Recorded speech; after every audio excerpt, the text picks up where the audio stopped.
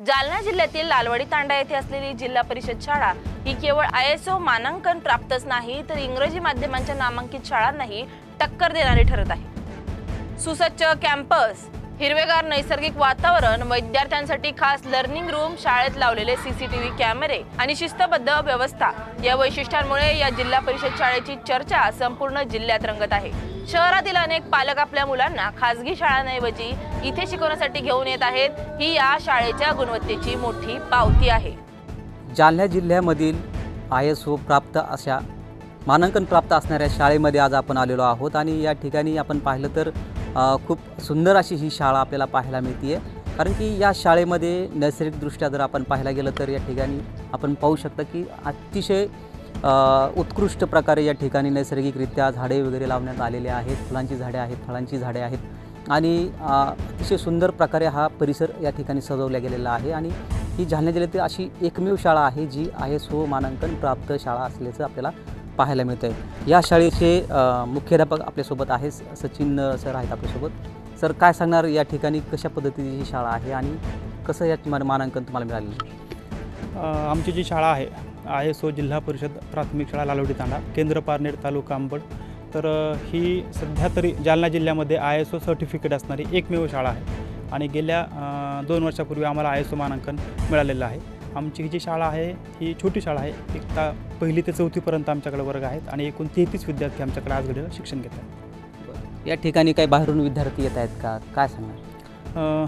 आता मागच्या वर्षी आणि यावर्षी थोडंसं बाहेरून विद्यार्थी यायला सुरुवात झाली आहे। अंबड, बाजूला मसई तांडा असेल किंवा काही पाहुण्यांची मुलं आता इथे यायला सुरुवात झाली की शाळा चांगली आहे, तर मग पाहुण्यांची मुलं पण आता इथे येत आहेत।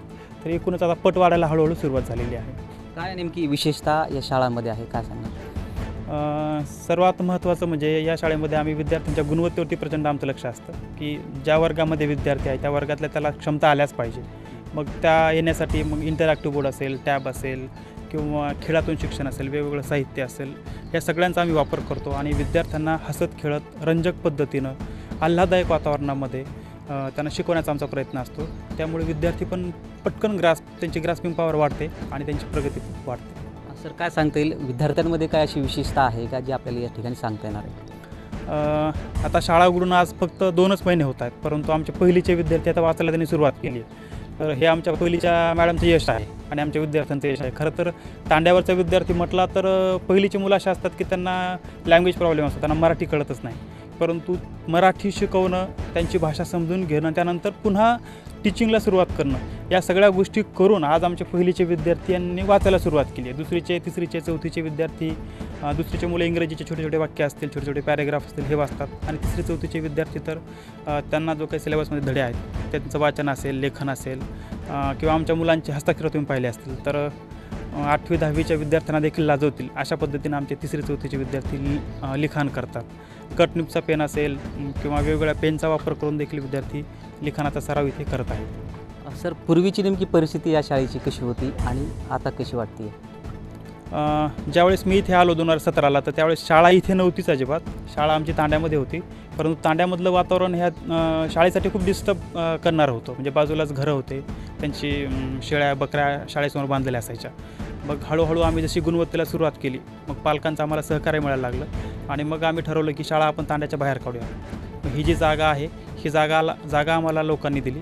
त्यानंतर मग हे समाज मंदिर आहे, ह्या समाज मंदिर आम्ही ग्रामपंचायतने आम्हाला शाळेसाठी वर्ग करून दिलं आणि त्याच्यानंतर मग रूपम स्टील जे किशोरजी अग्रवाल आहेत यांच्या मुलाने त्यांच्या वडिलांच्या नावाने म्हणजे किशोरजी अग्रवाल यांच्या नावाने आम्हाला 11 लाखाची फंडिंग केली CSR फंडातनं आणि पलीकडं एक वर्ग, ऑफिस, मुलामुलींचे टॉयलेट, बाथरूम अशा पद्धतीनं आम्ही केलं।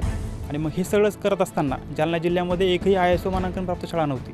मग आम्ही असा विचार केले की तो मान आपणच का नाही मिळवायचा आणि मग बांधकामाच्या सोबतच आम्ही विद्यार्थ्यांची गुणवत्ता आणि ISOचे 62 निकष सायमल्टेनियसली आम्ही पूर्ण केले आणि 2 वर्षापूर्वी जालना जिल्ह्यातली ISO मानांकन मिळवणारी ही पहिली शाळा ठरली। या ठिकाणी काही मुलांना येण्या जाण्यासाठी सुविधा केलेली गेली का, काय वाटतं, काय सांगायचं? नाही, सध्या तरी बाहेरून जे मुलं येत आहेत तर हे स्वतः त्यांच्या पद्धतीनेच येत आहेत। अंबडचे असतील किंवा मसईचे असतील, त्यांचे जे काही आईवडील आहेत त्यांना तिथेपर्यंत सोडतात आणि घ्यायला पण येतात।